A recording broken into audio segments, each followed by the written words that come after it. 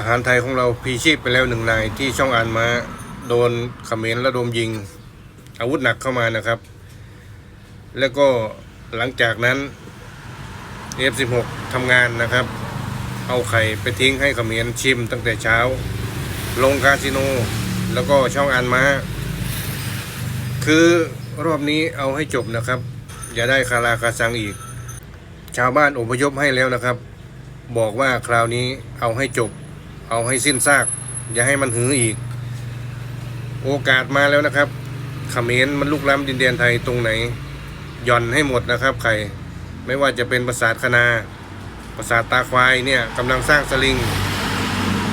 ช่องอันมาเอาให้หมดนะครับทิ้งบอมให้หมดอย่าให้เหลือ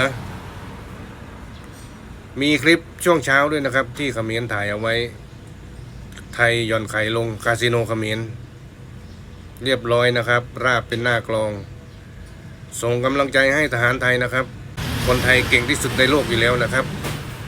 rồi dạ bong bóng đó tịch casino lăng riệp đó đây banh bột bột tịch lăng khói nè thầy lên này ông dương tên cháy nơi nơi skim sinh là tịch casino riệp đó đây rồi dạ bong bóng đó tịch casino lăng riệp đó đây banh bột bột tịch lăng khói nè thầy lên này ông dương tên cháy nơi nơi skim sinh là tịch casino riệp đó đây